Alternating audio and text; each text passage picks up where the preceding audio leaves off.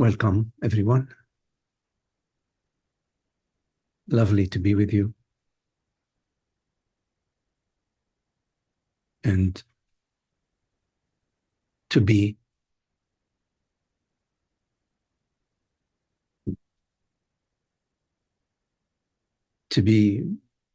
as presence without a further definition, without any stories, without a narrative. Here we are not knowing truly what we are, and yet knowing that we are, that I am, that there is a reality, that I'm not separate from this reality. I am this reality. There is something rather than nothing. So welcome yourself as that which is aware, that which is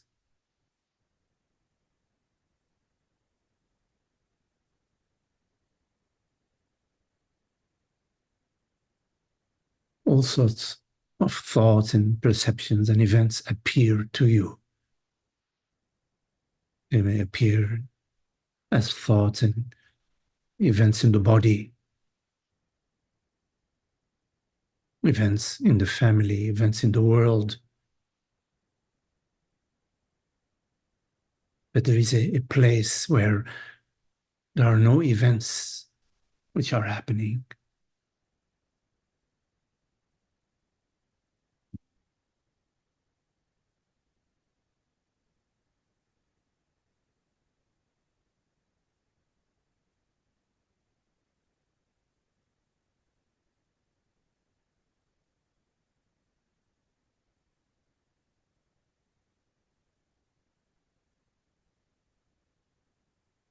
The heart, the center, the core,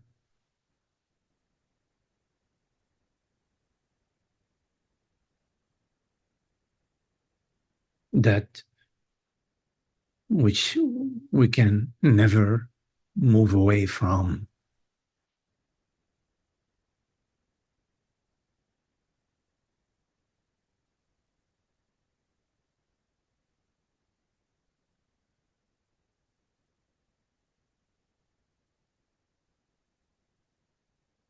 This awareness, this presence is neither male nor female.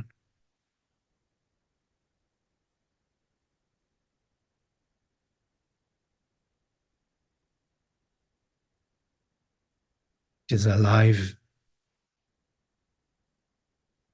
It is life itself. And yet it is not limited by life events.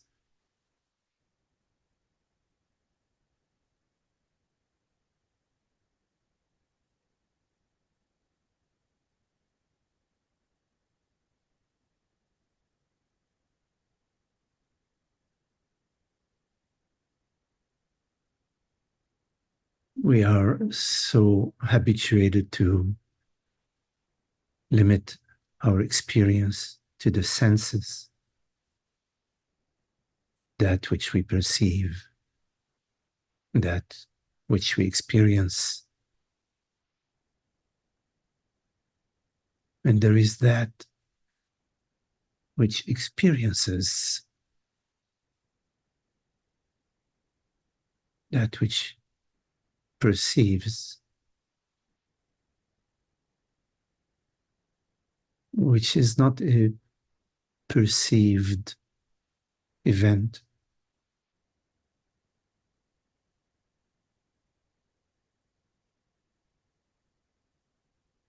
which is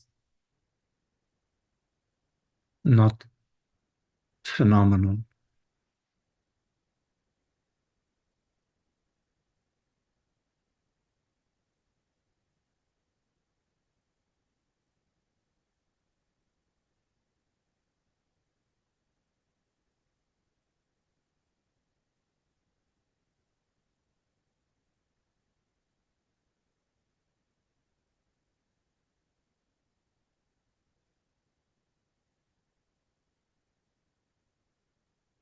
Notice the space of awareness within which the hearing appears.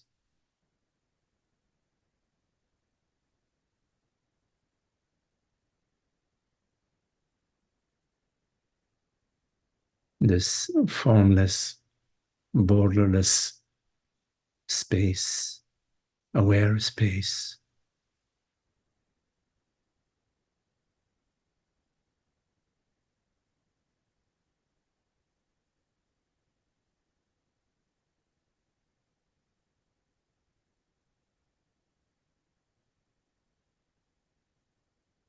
Within which there are no divisions, no separation, no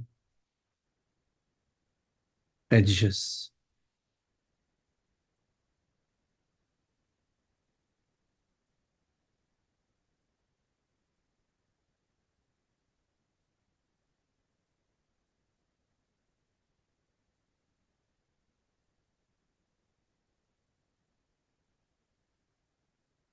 know yourself as that space.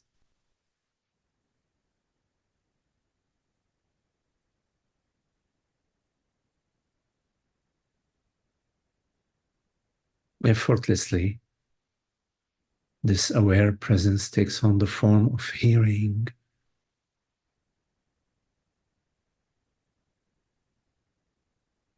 takes on the form of breath, sensation.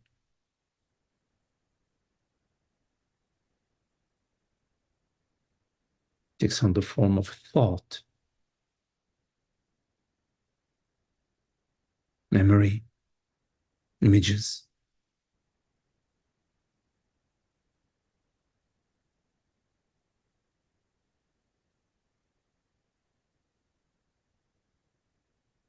While remaining completely transparent, while remaining completely formless, shapeless.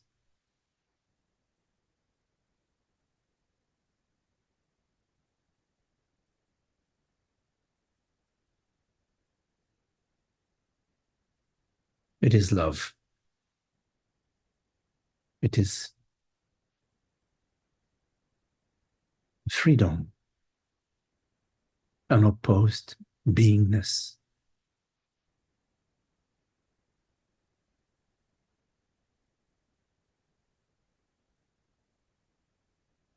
It is peace,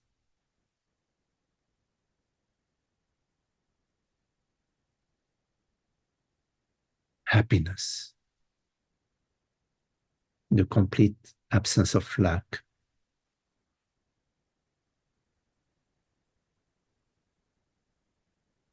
It is appreciation,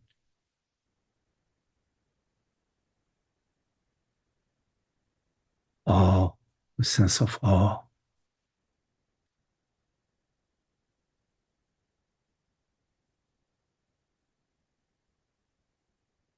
beauty in the world, beauty in nature.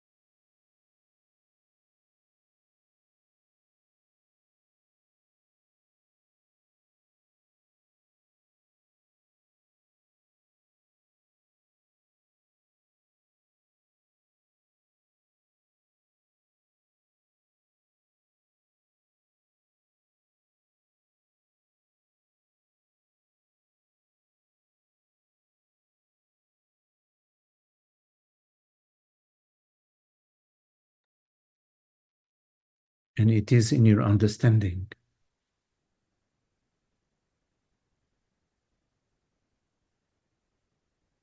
about reality, your understanding about consciousness, your understanding about your true self. It is within that understanding. And as that understanding, that peace, love, and beauty meet and express themselves and bloom and reveal themselves, it is not via any mind activity. It is via the understanding.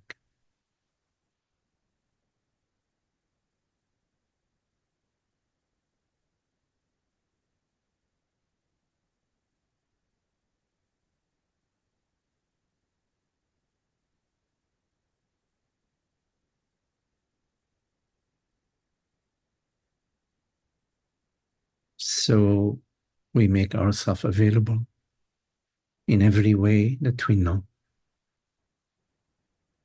available for the understanding.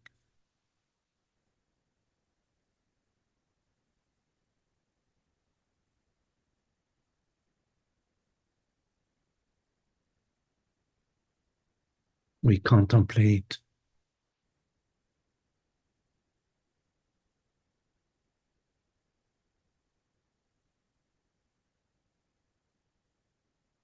the nature of things, the reality of our experience.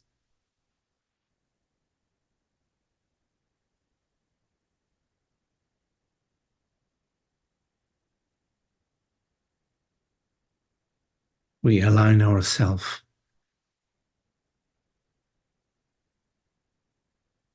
with the cosmic harmony.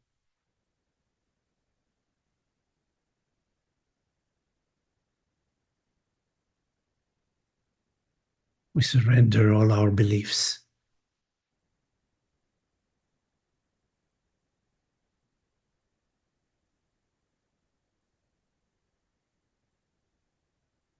Making ourselves available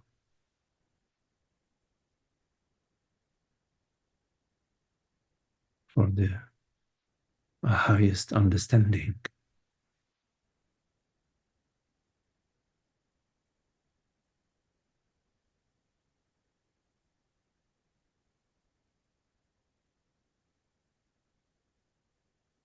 We relax our pursuits of experiences and mind states.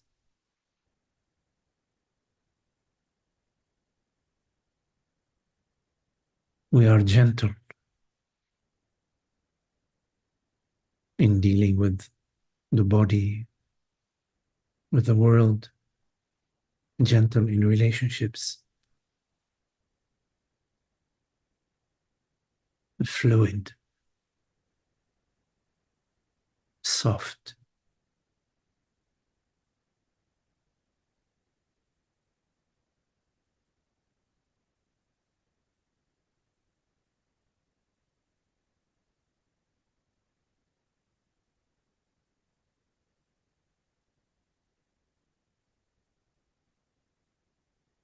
We observe the river, the stream. We get our inspiration from nature.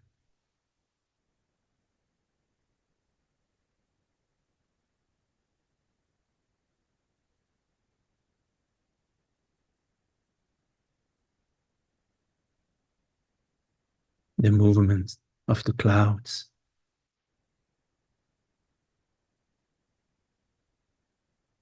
What is it that does not move? We contemplate that movement refers to non-movement.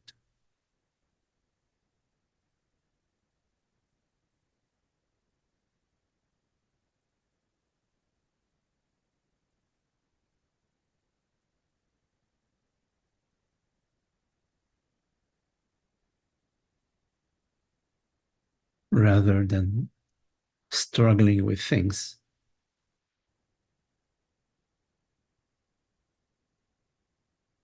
We deal in a relaxed way,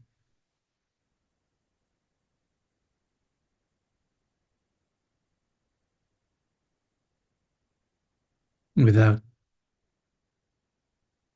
attachment.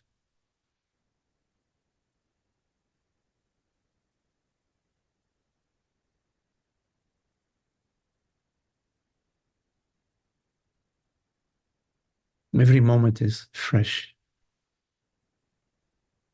brand new.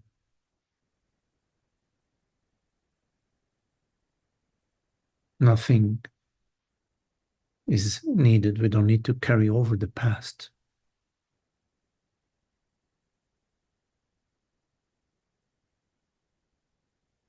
Learning takes place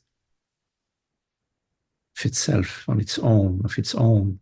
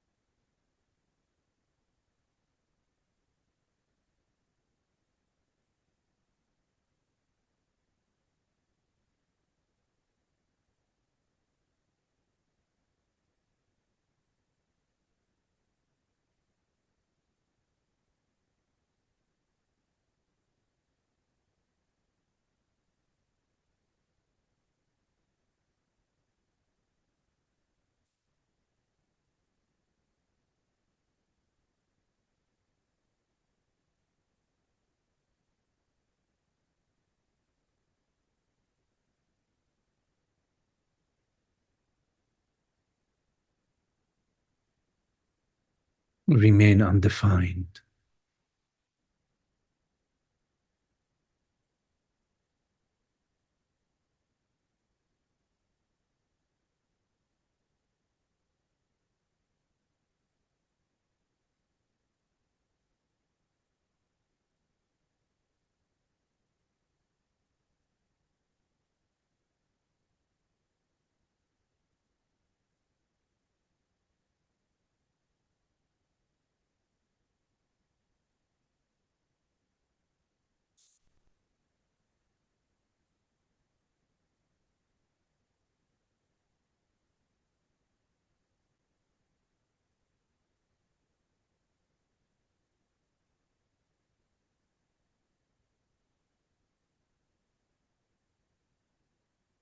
Rather than contemplating lack, cultivate gratitude and appreciation.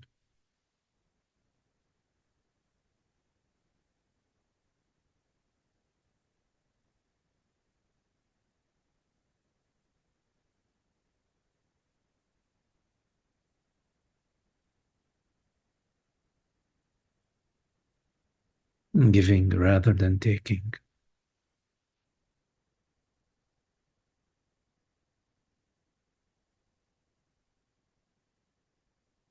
Receiving with no hands.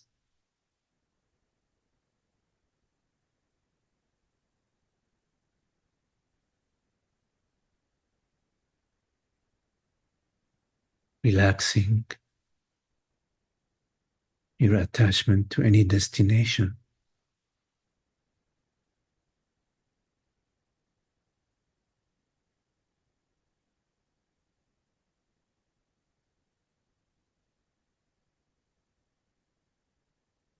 Allowing the impression of time to flow by without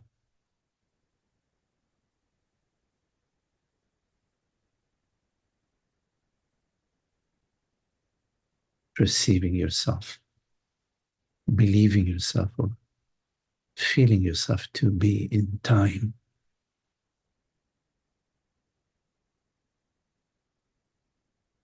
Because you are not in time. Maybe the body is, the world is in time.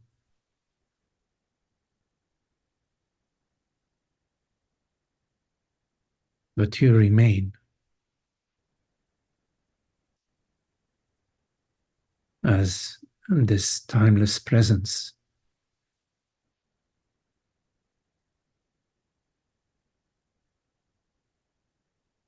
The wonder of awareness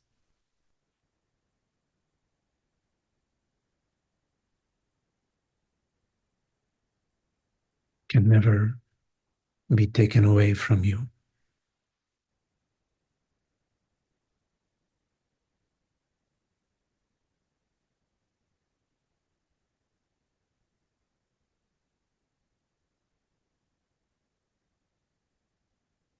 Whatever is meant to pass will pass and is passing.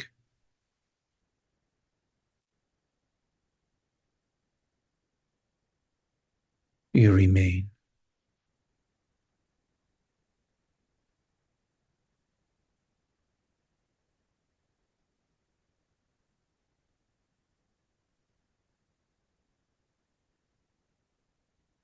This understanding is available to you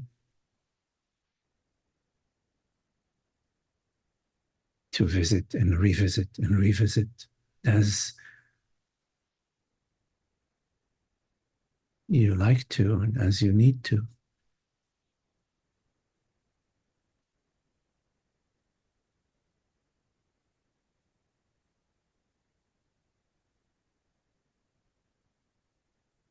And this is where love, peace, and beauty meet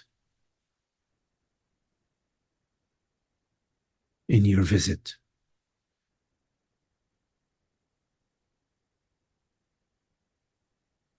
visiting yourself, and recognizing yourself.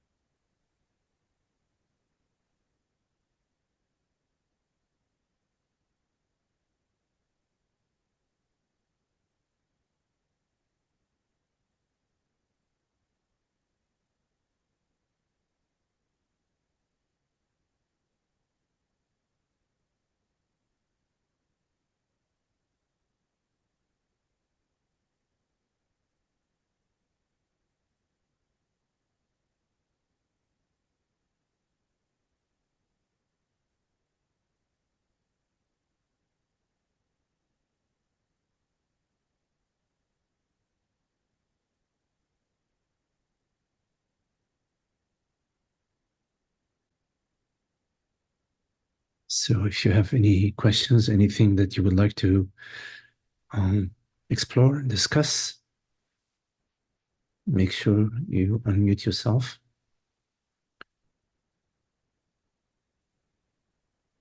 You can also raise your hand. There is a reaction icon in the bottom of the screen. Any questions?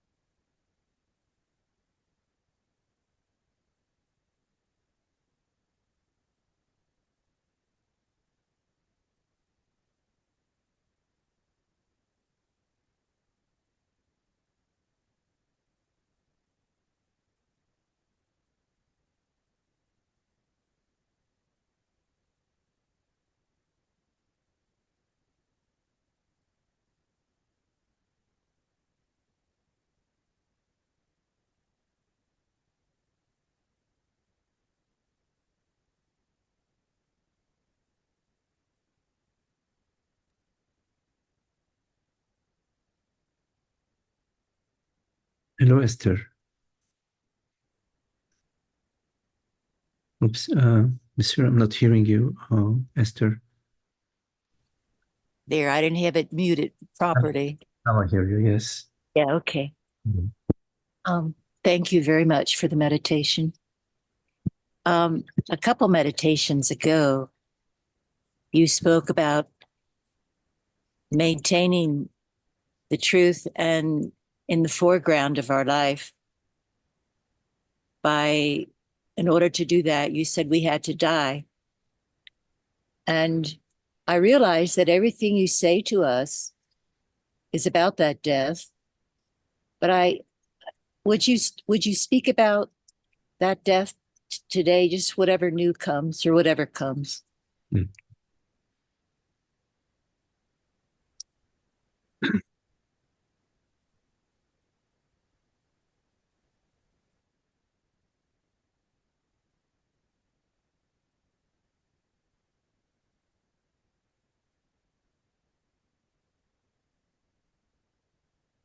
Well, first, there is the simple understanding that every moment is a fresh moment, meaning that every moment is, quote unquote, the death and the rebirth of experience.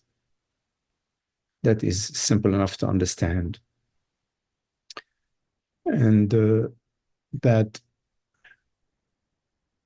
whichever thought appeared to us, whatever experience appeared to us is completely 100% gone. It is completely absent. There is no way to resurrect it.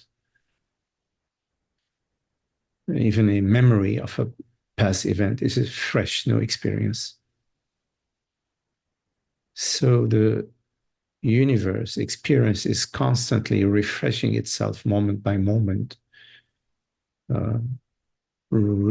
being recreated, not recreated, a new creation, new fresh moment by moment.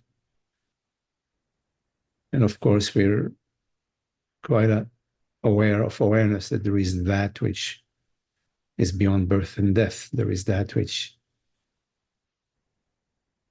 is a constant in our experience, which is this awareness, this ordinary awareness. Now, there is another kind of death. It has to do with the me virus, the background noise, the veil, the me veil, the identification, the belief that there is separation, the belief in separation, the belief that I consciousness is a personal, limited consciousness.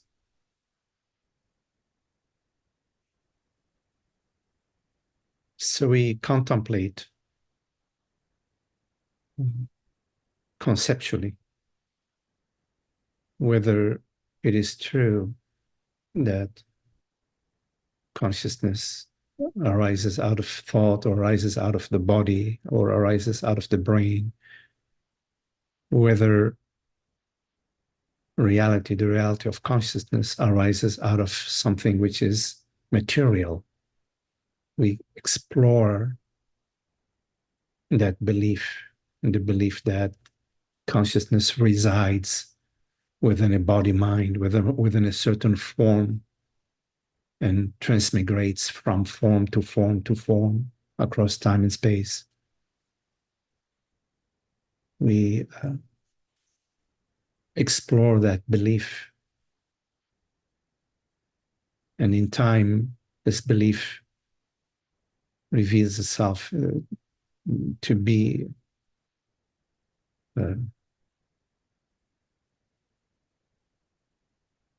not to be based on any facts, not to be based on anything real. Just a passed on inherited ignorance, inherited erroneous belief about consciousness.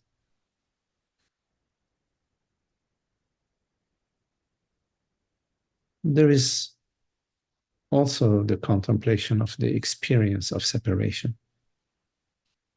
Not just the belief in separation, but the experience.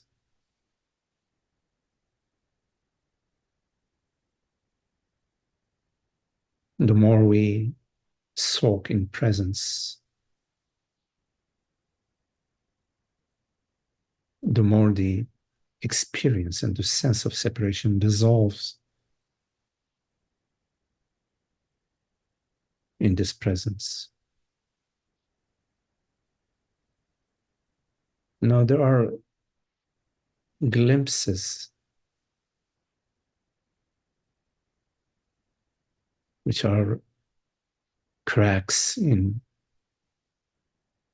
the structure of ignorance. It's sort of an earthquake in the structure.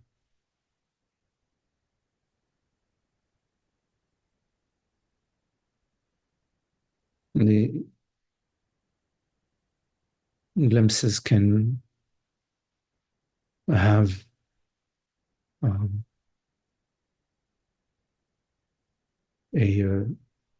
very significant effect on the mind, on the understanding, on how we perceive and how we experience ourselves in the world. We can have various degrees of significant impact.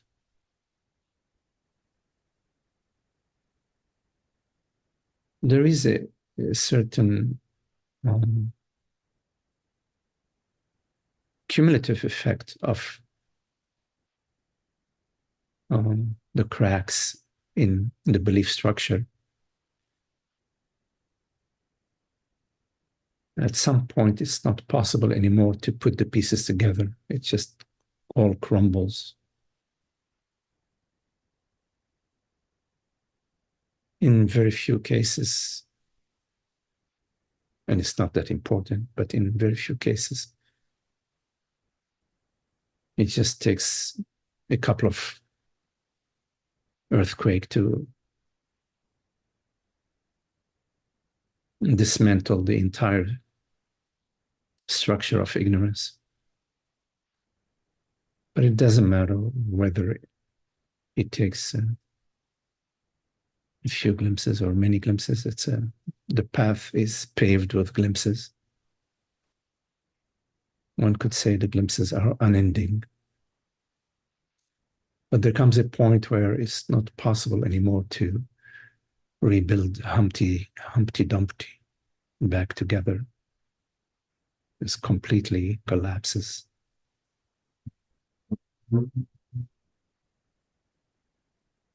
That takes place in an irreversible way at the understanding level, at the conceptual level, and also in an irreversible way, although one could say it's a longer process at the feeling level. And at the feeling level, there is, as we say, there is the journey to God and then the journey in God.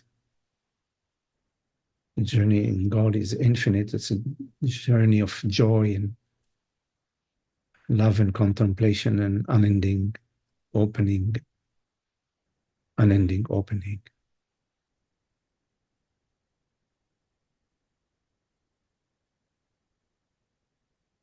Along the path, we at times go back and forth between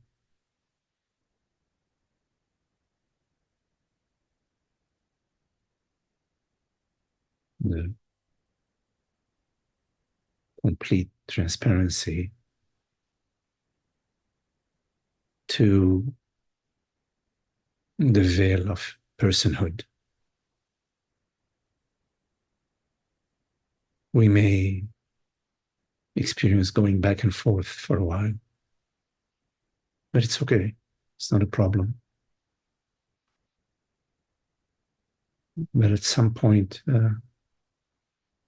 this back and forth diminishes.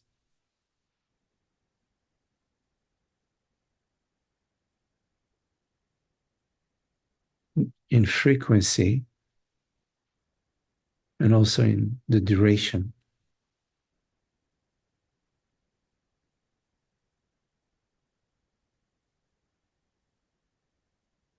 And in time, you are 99.9%, 99.99% happy. Peace, and not knowing, being.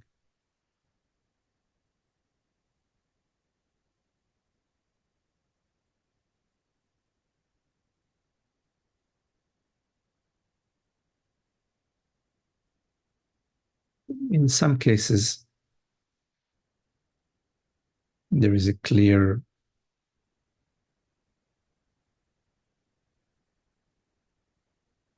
shift that makes an impact on the body mind in a very significant way that's recollected in the mind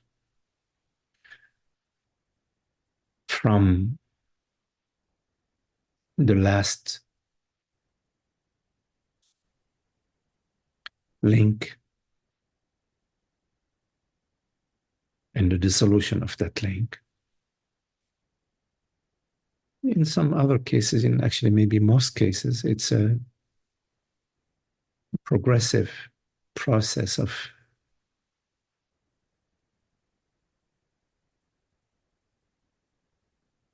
dissolution of ignorance in such a way that you don't recollect the exact date and time and place of the death of ignorance of the ego, of the me structure. It becomes almost impossible, I would say, to revive.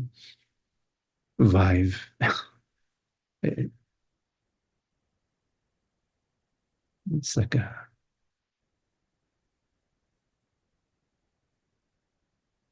it's not possible to return.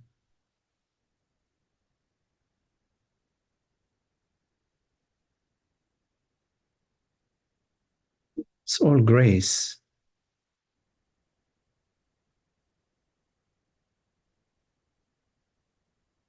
It's magical.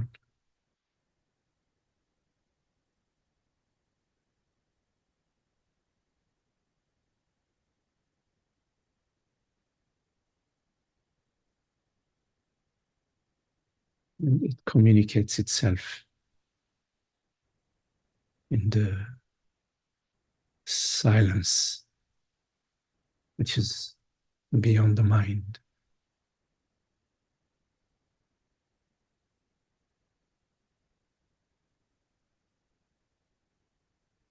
It does so of its own.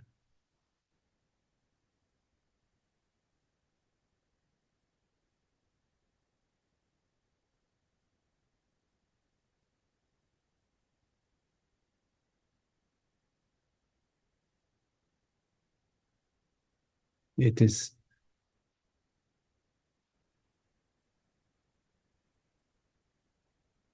the most harmonious harmony.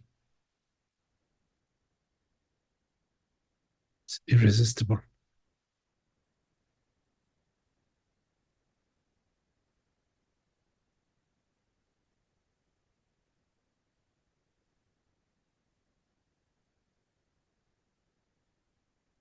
It's our birthright,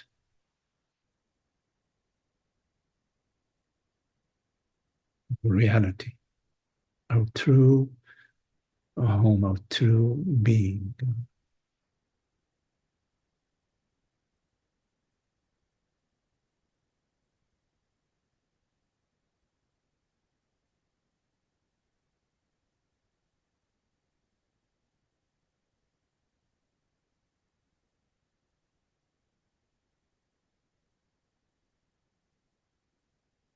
And then the journey in God, being in God's garden, sweet, it's tender,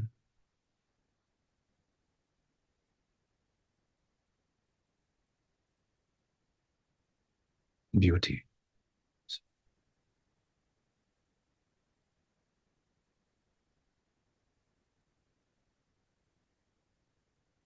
deep tranquility.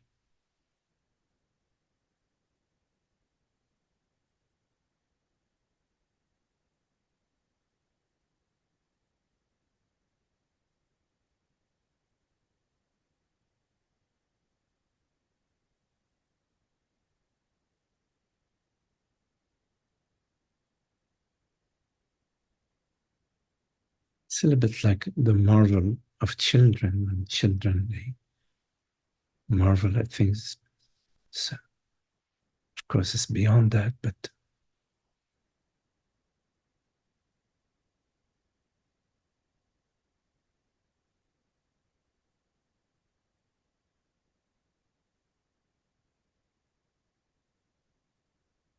so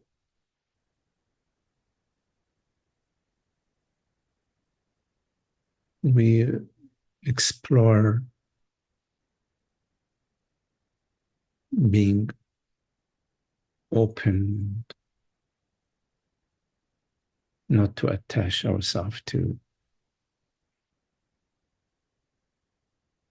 experiences, mind states, the body, the world.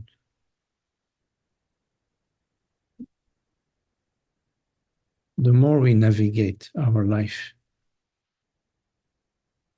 according to our highest understanding about truth, about God, about reality,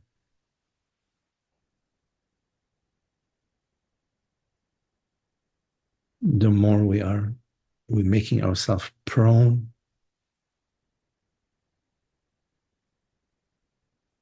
to the death we are speaking about.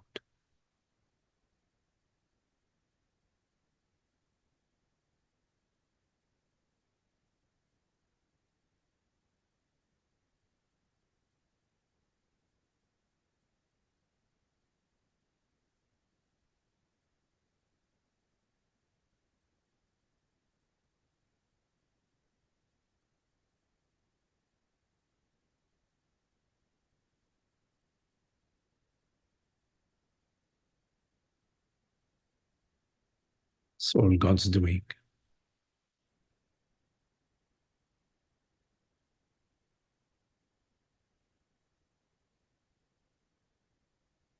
Universal doing. Everything is a universal doing. Everything is a cosmic event.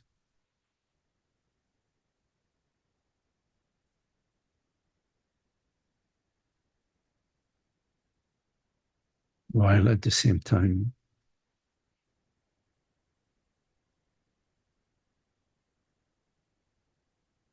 there are no events. It's just a wide open field of being, non-dual.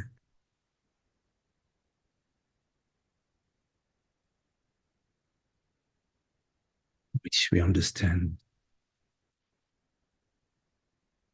beyond the mind. We understand it. And this understanding also can permeate the mind and heal the body and the mind.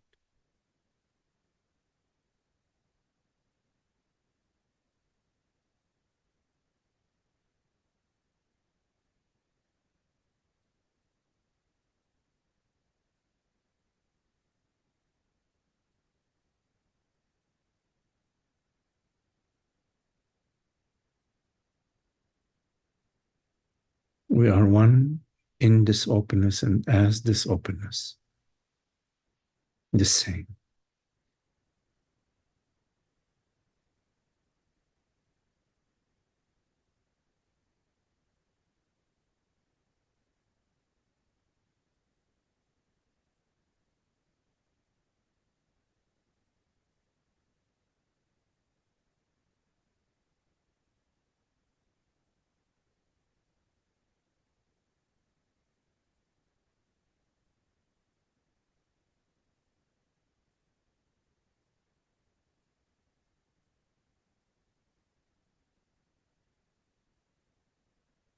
Lovely foliage where you are there, Esther. Very green, beautiful. Yes, I'm very fortunate. Yes, it's wonderful. It's like a rainforest here. There are a lot of uh, hummingbirds here in Southern California. Uh, Yeah, I used to love seeing hummingbirds when I was on the East Coast. It was so sporadic, but here they're every quite, day. they're quite different, aren't they? And look, that's one thing about Costa Rica that amazed me, that so many different kinds. Yes. Hmm.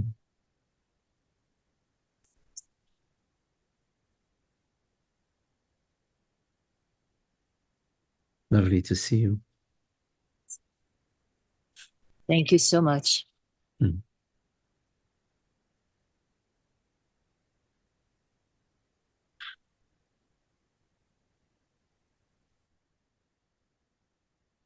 Any questions?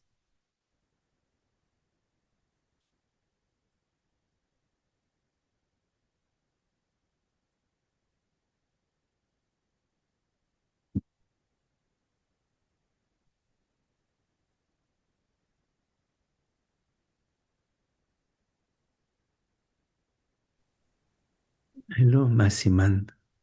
And Anna, I'm going to take Massiman first and then, yes, hello, Oh, Magdi. Massiman. Yes, hello. Um, Magdi, a while ago I asked you about abundance Yes, and about our needs being met. yes. And I'm sure I haven't understood it fully, but is it that as we align to our true nature, that um, well, that abundance flows into our lives because it's part of our nature? Is it Yes. something like this? It is something like this. I would say that um, uh, it's important not to define yourself in any limited way, not to contemplate thoughts of lack or insufficiency or um, or hardship. Have to work really hard in order to there are certain thoughts which we maintain which limit us. They keep us in this limited sense and limited experience, and we perceive the world as we think it, as we project our thoughts about ourselves, about the world, and my history, and why am I not getting there? All sorts of thoughts that we believe are justified, that have within them a reference to certain limitation, bring for you that experience. So, in terms of abundance, there is infinite abundance. Consciousness is the infinite creator, and it's constantly providing ad infinitum and in beyond your imagination. And you are not a limited entity, and you're not the limitation that your mind projects. You are this borderless consciousness, this awareness, and the world is made out of you. The wholeness, the fullness, and the abundance of the universe is made out of you. But if you consider yourself lacking, so you are here and the goods are there, that's it. You set up the goods apart from yourself. We do that without noticing. Consider that all the goods are already yours. They're already available to you. You are not lacking anything. It's all yours. It is all yours. Live moment by moment without defining yourself in any limited fashion. And see how that works. But live it. Live it in your thoughts, in your actions, in your perceptions, in how you deal with the world. Not what can the world give me, what can it, let me try the strategy in order to get something. Because if you're doing something in order to get something, that means you're lacking it. You don't have it. If you don't have it, you don't have it. If that's the position you're taking, then you don't have it. And you will get it sometime in the future. You will become healthy and wealthy in the future. But you never experience the future. This is the epitome of separation. Projecting a future success. No, you live now with full abundance. You live with the gratitude, full gratitude for everything that you have, and more that's just being revealed to you and coming to you and presenting itself to you out of the cosmic realm. Because you're not separate from the cosmic realm. Your body-mind is in perfect harmony with the cosmic realm. It's a direct communication. But you break this communication by separating yourself. The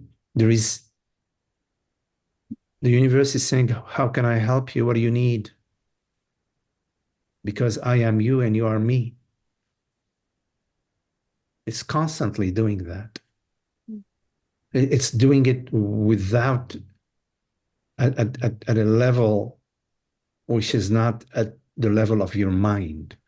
It is doing it at the level of reality.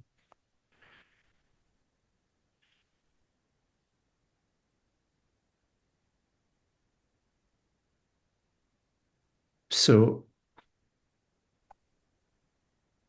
don't define yourself in any limited way. In any thoughts that appear to you that have a future reward, forget about it.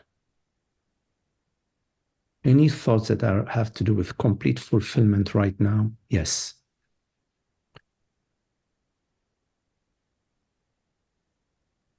Live as the abundance. Explore that, whichever way it resonates for you. Yeah, I have an extension of that, a question, an extension of that, which is certainly you know, in my case, I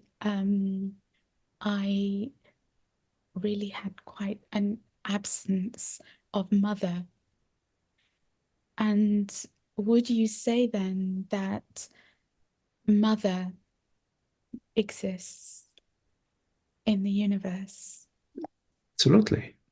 Absolutely. Absolutely. That's the story of absence of mother is irrelevant. Who cares about a human mother or a human father? They served their purpose a long time ago. Mother and father is the universe. You are the mother and father of everything and everybody. And you are the mother and the father. I mean, every cell of your being, every aspect of your being is the mother and father, the positive and the negative, the pull and the push. It's the very nature of manifestation. But beyond the manifestation, that which manifests the positive and negative poles, the mother and the father, that is what you truly are. You're beyond mother and father. You're pre mother and father. Don't limit yourself or define yourself by your body-mind history. Your body-mind history is not what you are. Just define yourself by God's being, universal being.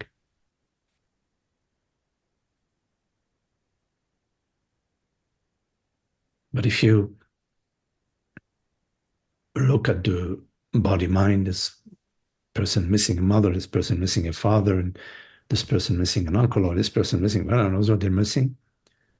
Then you look at God and you say, hey, God, what some people you favor and some people you punish? Well, God doesn't favor or punish anybody. Right? Speaking, using religious metaphor here. God is love and truth. Reality is love and truth. It's all perfect. Now, from our conditioned mind, our me mind, our identifying mind, we have ideas about perfection, notions about perfection. We don't see the perfection of being. We have ideas, notions about perfection.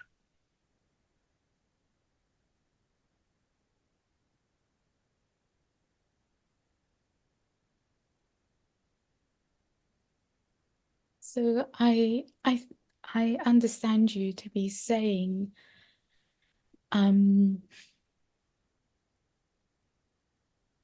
we don't need a mother energy or a father energy, that we can find both within ourselves. And the reason I say that is because, you know, there's a lot of you know, people would say that there are stages, you know, that cosmic mother energy, for example, can be found. And that brings something that is lacking. But Mhm. you are saying that it's really not necessary. You know, I go straight to God's energy. Mhm. I bypass mother and father energy, go to God's energy, divine energy, cosmic energy. Why make a detour to mother's energy if you don't need a detour? Why dance? I mean, we love to dance, of course. Silly question. Why dance? We dance because we love to dance. Mother energy, father energy. But I'm not talking about dancing. Of course, I love dancing too, but there are some dances that are unnecessary. And there are dances that are more pleasant. So go direct path. Go straight to God. Okay, don't.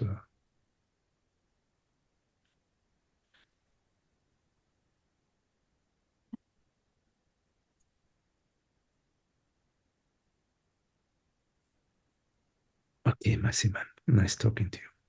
Thank you.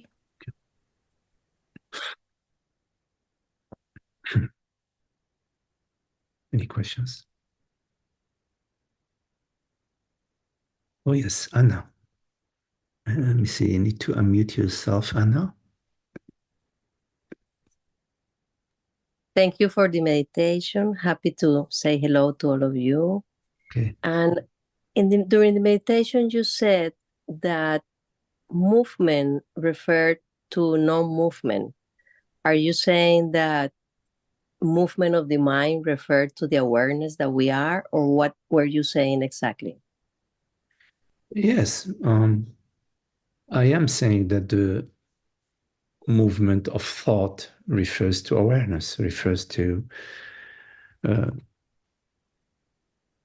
the reality which perceives it. All movements Mm-hmm. refers to non. What does movement mean without non-movement? I mean, has no significance without the stillness. So movement refers to stillness. There is non-movement, and then there is movement. A movement would be stillness taken on the impression of movement. Now, in ignorance, we believe that movement means that stillness moves. But in wisdom, we understand that movement is an impression of the movement of the movement of that which does not move. Mm-hmm.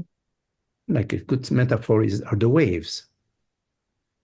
The ocean doesn't move.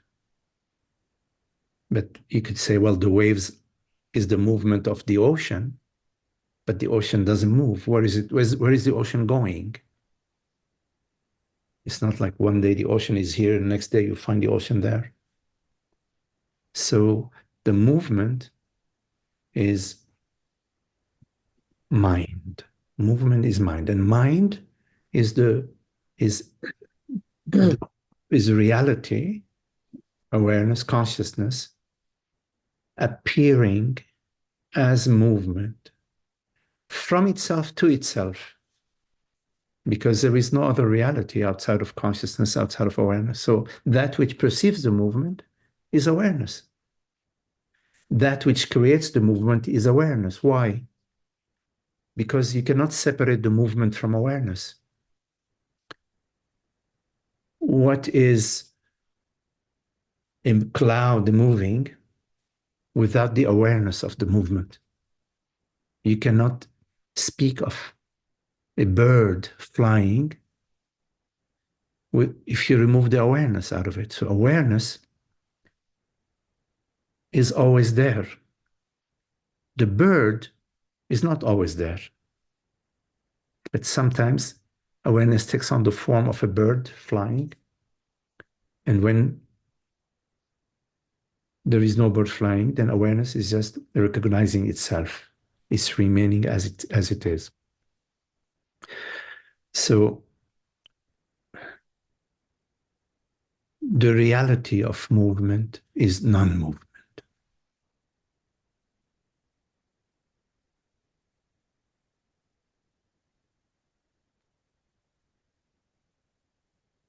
Thank you, Magdi.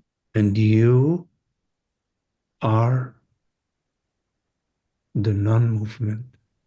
Mhm. You appear to yourself because you are the perceiver as movement, as thought. You perceive thought, but these thoughts are not apart from you. The sensations in the body are not apart from you. So you are the reality of the movement. In other words, the reality of the movement is you, consciousness. The reality of the world is you.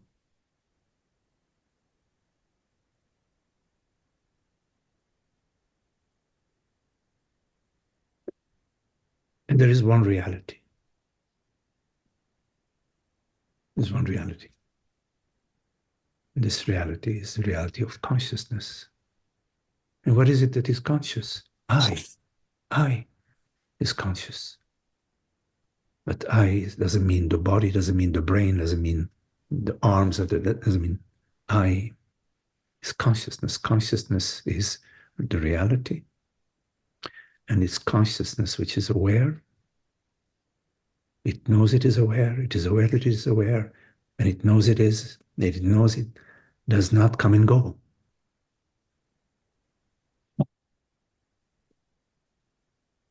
Phenomena comes and goes, appears and disappears, but you don't come and go. The formless reality is not subject to cause and effect, is not subject to conditions, is not subject to time and space. Time and space appear within you. Time appears to you as thoughts, memory. Space appears to you as perception.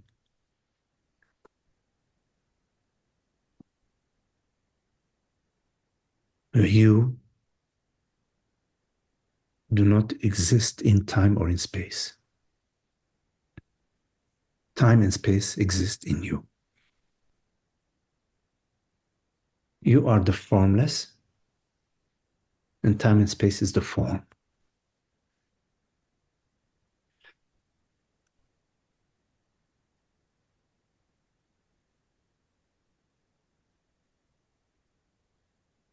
That's why, Magdi, in Buddhism, they say emptiness is form, form is empty. Yes. Emptiness is form and form is emptiness. So the emptiness is a full emptiness. It's not an empty emptiness. Mm-hmm. Because emptiness is made out of awareness. It's not empty. Yes, emptiness is form and form is emptiness. And I am this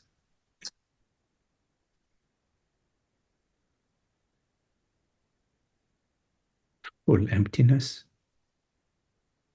And I am this form which is formless in reality.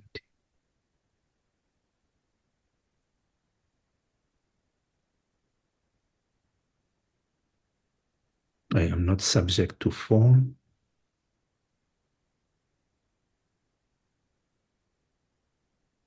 Because I am the formless reality of all form.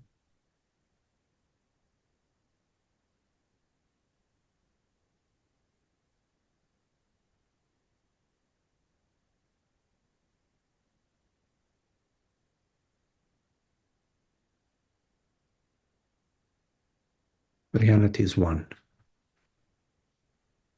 That's why we say non-duality, Advaita. Reality is one. It is not both this and that. The reality of this and that and that and that is one reality. That which is not in time and space. And your experience of this reality is this awareness. The awareness.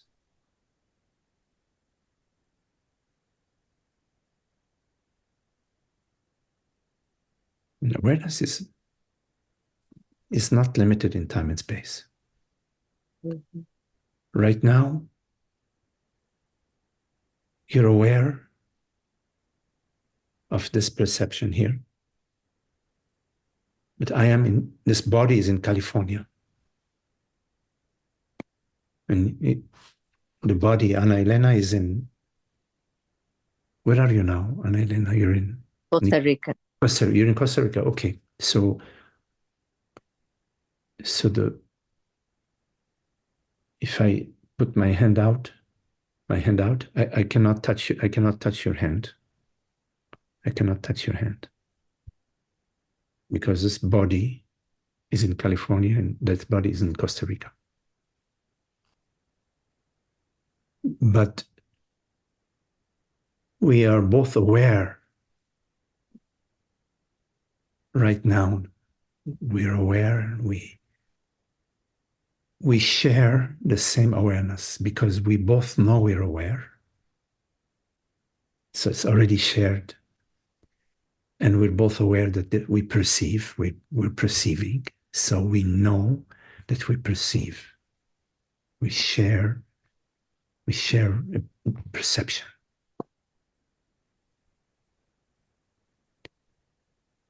We both know we perceive, and we both know that we are. That's across time and space, across, I don't know, 2,000 miles or whatever, 1,500 miles.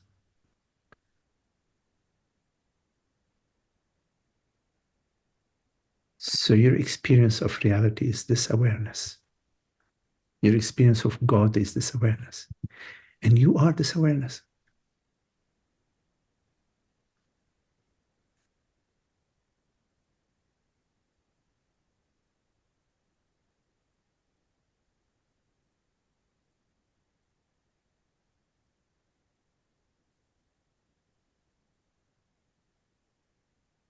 So awareness experiences itself through movement or through stillness. Yes. Through stillness, it experiences itself by the very fact that awareness is aware that it is aware. Mm-hmm.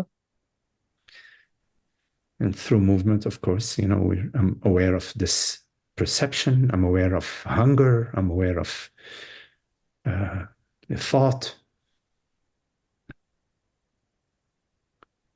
The constant is awareness.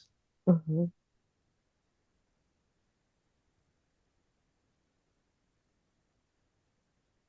So reality is constant. And I refers to this constancy. I does not refer to Magdi or Ana Elena. I refers to this constancy, this knowingness, this wakefulness, this awareness.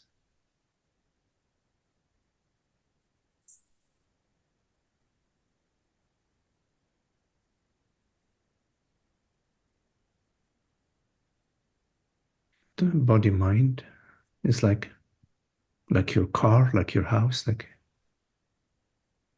something you manage.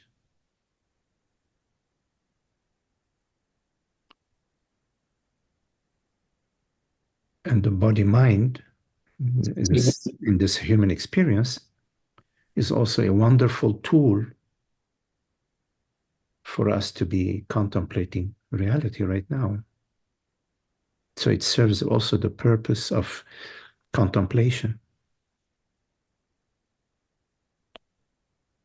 And we can read the words of the sages. We can travel, go to Satsang. So the body-mind also serves as a vehicle of sort for contemplation of reality, the contemplation of consciousness, the contemplation of awareness. We speak in English, I mean, sometimes in Spanish, but we also speak. We use the word, we use the body mind to communicate and to say, oh, I understand, or we ask a question. What do you mean by this? What do you mean by that? Yeah, so all of that is also one of the aspects of the body mind of the human experience.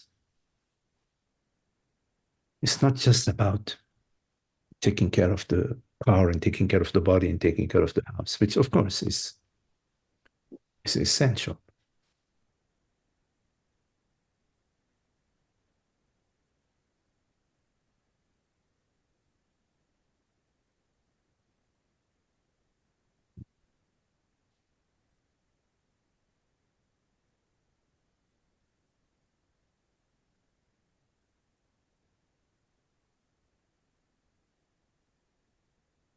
So you know yourself as this transparent awareness.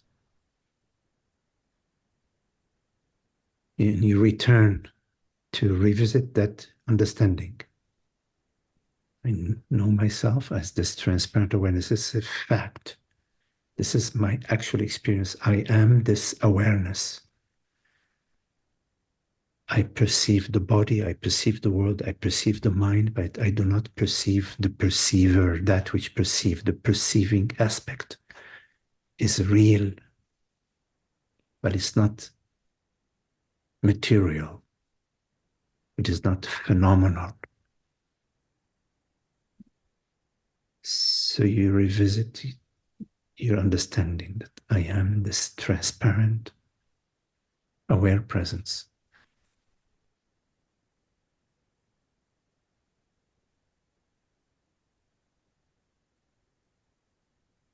Whenever you visit this understanding, order is restored. Order. Any issue that you have with health, body, mind, abundance, regrets, future, order is restored.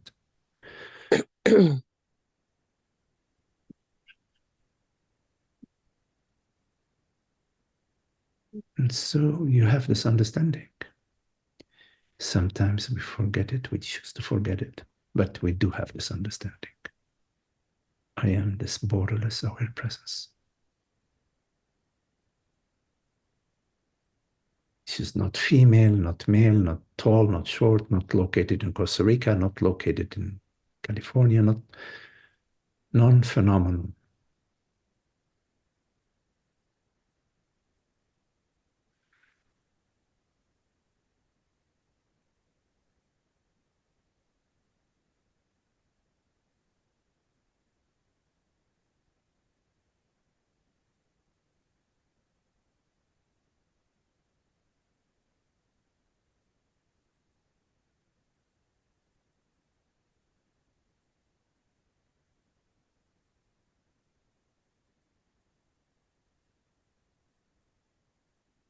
Nice to see you, Anna.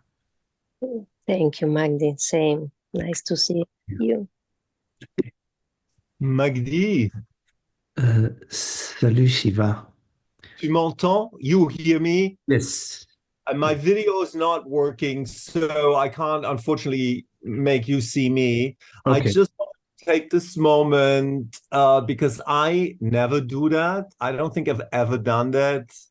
Others in the Sangha do that quite regularly publicly. I wanted to say I have nothing to say, but I just wanted to thank you from the bottom of my heart for all this beautiful sharing that you do so regularly. So that's all I wanted to say. Thank you. Thank you, Shiva. Nice to see you. And yes.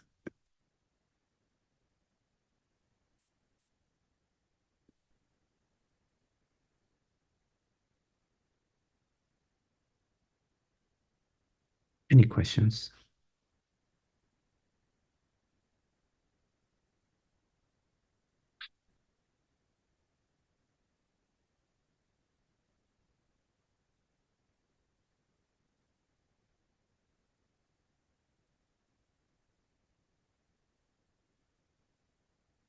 Yes, this is a Desmond. bit fresh. Good morning. Sorry, Yes. but Hello, I'm Desmond. thinking I've just gotten up. I'll try and formulate this. It's a recent experience, so I think I know the answer. But anyway, I've been regularly finding that in meditation, there's no doubt about myself being the awareness, free, etc. And 10 minutes later or whatever, completely lost in the separate self, tense, concerned about this, that, or the other. And what I tried the other day was what I'm going to call faith, not very fashionable these days. So it was more or less a way of trying to bring that knowledge into play when I seemed or was lost in all this other stuff. So I don't know if this is clear yet. So in other words, in theory, the theory I might have been holding for a long time, which hasn't worked, is that somehow if it was established in meditation, it would magically or by some normal means be available at other times. Mm-hmm. So what I'm calling faith was more or less to almost just completely ignore all the tensions and all the rest of it and all the story that was so convincing and just,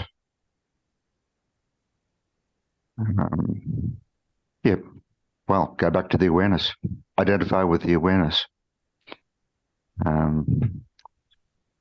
So I guess if there's a question in there, it might be, does this seem the way to go? Am I clear? The reason I'm using faith is the knowledge isn't there at the time. It's not knowledge. It takes that.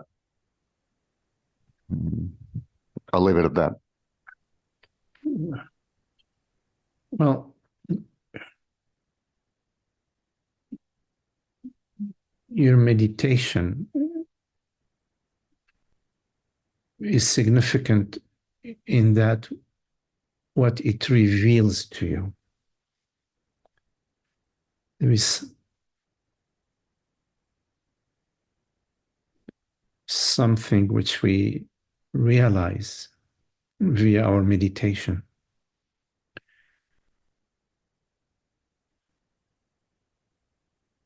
which is different from meditating in order to have a certain experience.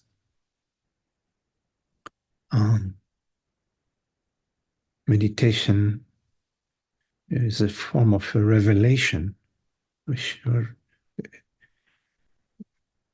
may not always be, but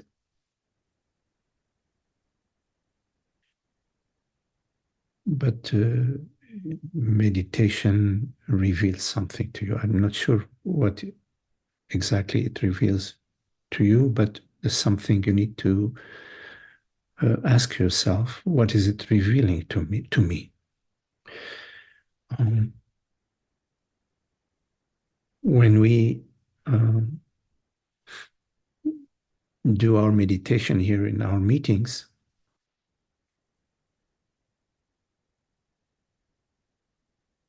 we experience being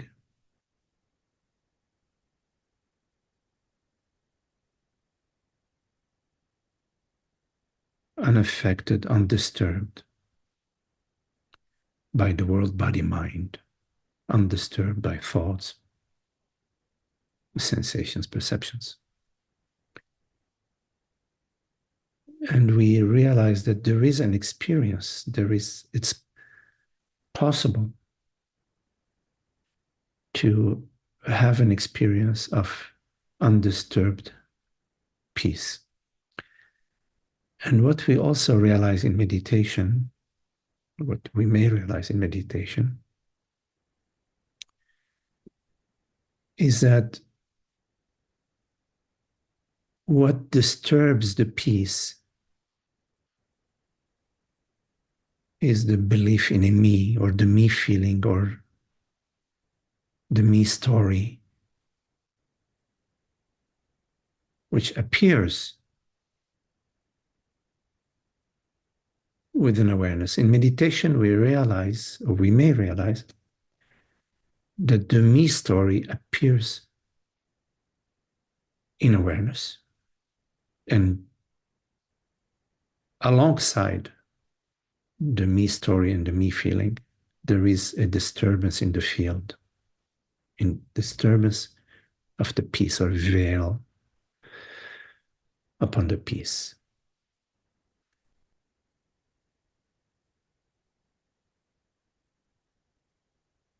Does that mean that we're going to live our life in satsang? We start satsang today and we'll end satsang in 50 years? No. Satsang is going to end in a few minutes. But there is something that we've realized in meditation, which we can explore in our life.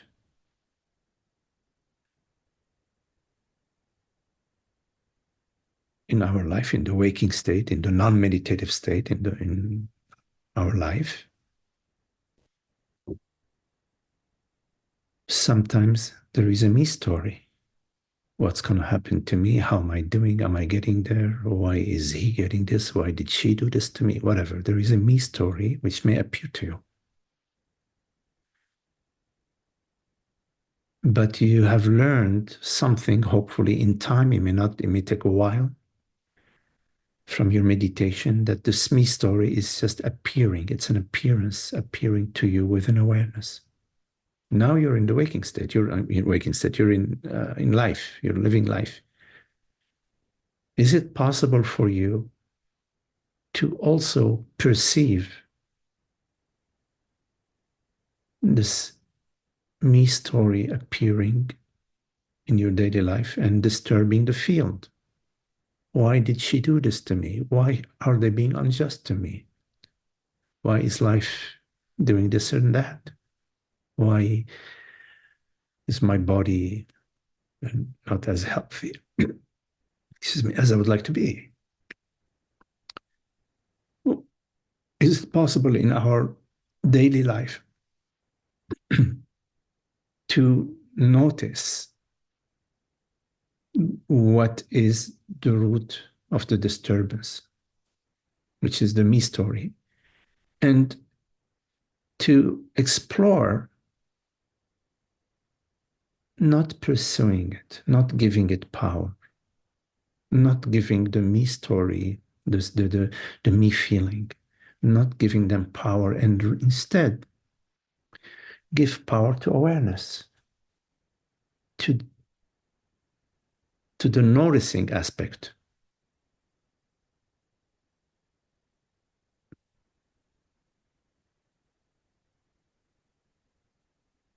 Because it is in the exploration of living according to your understanding about consciousness, about awareness, that the veil, the habitual veil of ignorance becomes thinner and thinner and fades away. It is in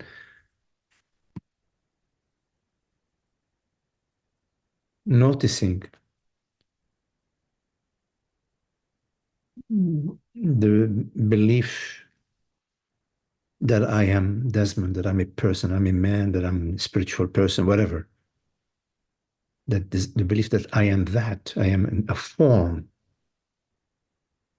That this belief is the root cause of the sense of separation, because it's defining you.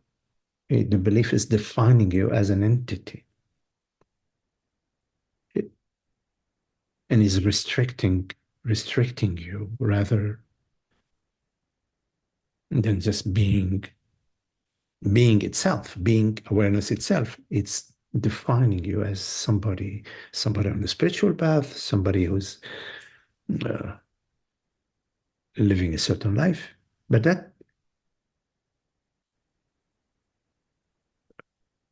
that story is about the body. The body is living a certain life. The body is a male body. The body mind is not what you are. And so in meditation reveals to you, or hopefully it reveals to you, that you are not the world, body, mind. You are the awareness. But then life becomes where you actually establish it, demonstrate it, confirm it, express it, experiment with it.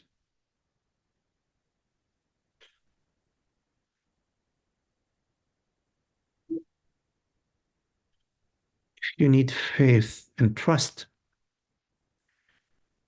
You can have faith and trust in the sages, in your friends who share your interest, who have navigated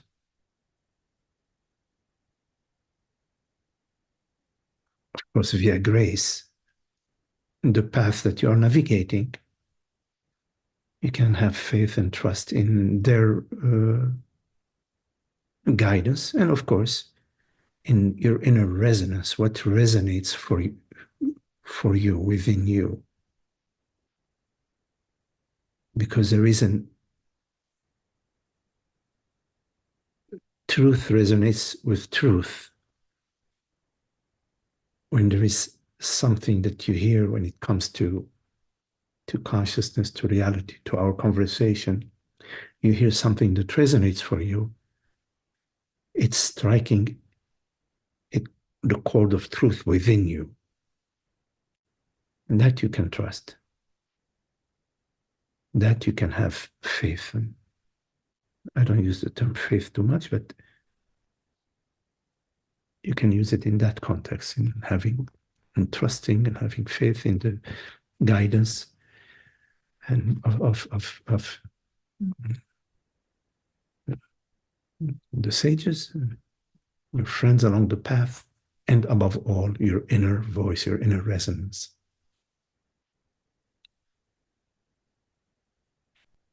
And you know you're navigating in the right direction as the horizon becomes clearer and clearer, brighter and brighter, smoother, softer, easier, gentler, more harmonious, and your life becomes more harmonious.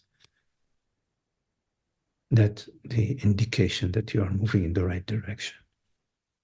And of course, to the converse, if your life becomes more and more complicated, complex, and your mind more complicated and complex, that's also an indication that you are moving in the wrong direction.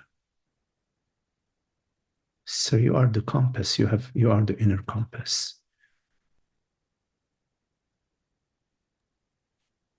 Yes, thank you. I can see I left out a major element. Everything you said is quite applicable.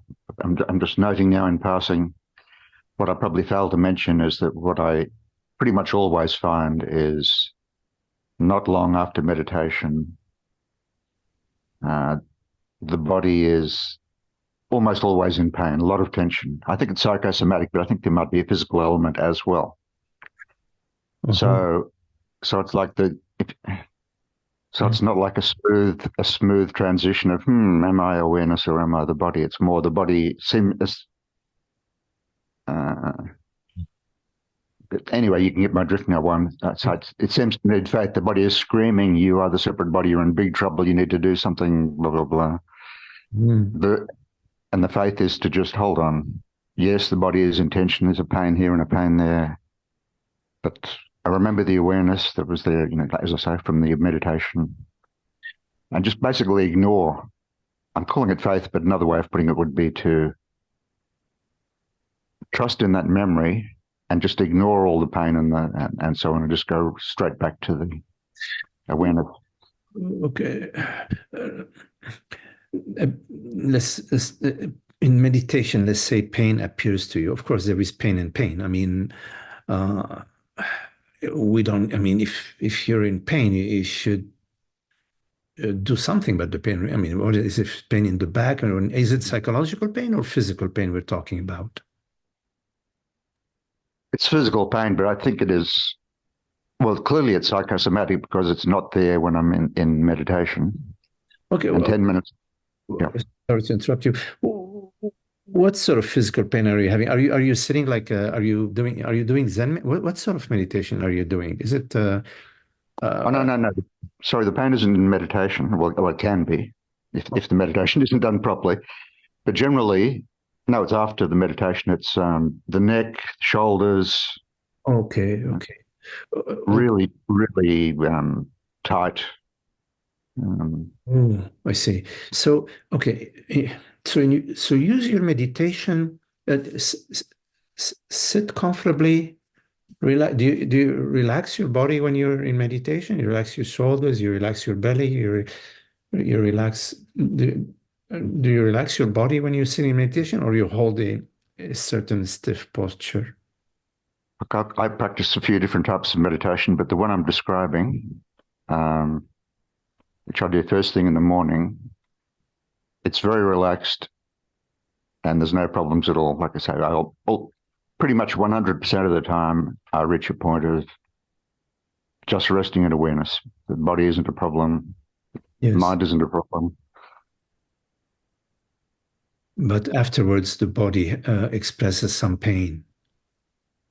Yes, it's as if I've had a really hard day at the office within 15 minutes or something like that. So it's obviously very much in the system. It's just like Ripert says, 90% of the the stuff is in the body. Yeah. Well, I mean, it sounds to me that, in your meditation, you come to rest in awareness. That's beautiful. So it sounds like it's a good direction in your meditation if you come to resting in awareness. I don't know much about, why I don't know if I would associate the pain that you're experiencing after the meditation with the meditation. Maybe, I don't know. Maybe the body just being still for a certain period of time, it sort of reacts that way. I don't know. If I'm you, I would just do some gentle stretching after the meditations, just to sort of maybe bring to the body some movement, some solace, some soft, movements. That may be helpful. Was there something else besides the pain? I maybe did you mention something else that I overlooked, or? Well, yes, my main point was that the way out of it seems to be, I mean, as you say, doing some more exercise and so on would be definitely useful. But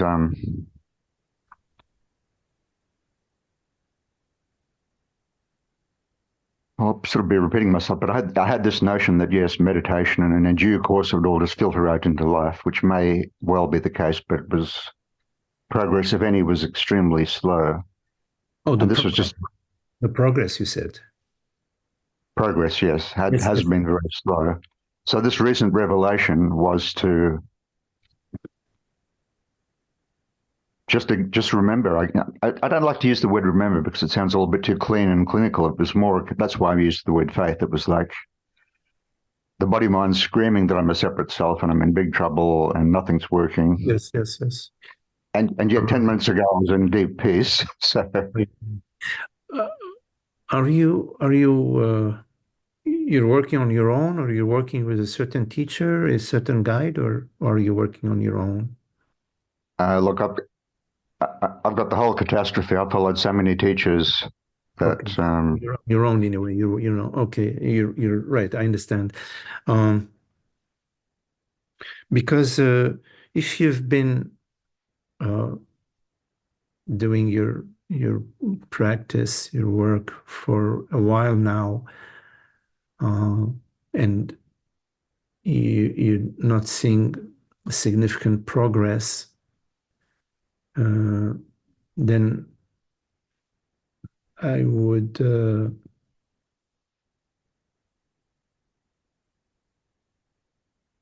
question whether you're doing the appropriate practice that is for you right now. There may be different practice that's more appropriate for you right now. I don't know.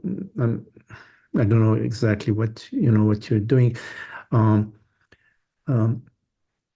but definitely progress is part of your practice. It has to be progress, and progress meaning that you're more happy, you're more at peace, especially over time. So that's true of all of us here. If over time you are attending satsang, here, and over time you're not experiencing more peace and happiness, then it's good. You should be questioning, whether this is the right medium for you or the right place for you, among other things.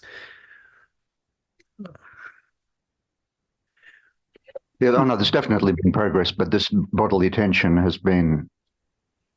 But this is you don't need to make an issue out of bodily tension. Bodily tension has a solution to it, which is some sort of body work. Okay, so you can explore various modalities. Shiva, who's here, who's attending here, can is a great guide along in that direction. Among other things, he also can guide in other ways. But so there is work that you can do, body work that you can do to deal with that issue. Now, in terms of other progress, meaning the psychological piece, then that's a different topic, and this is what we deal with here in those meetings. So for now, just in terms of the if you're defining progress in terms of the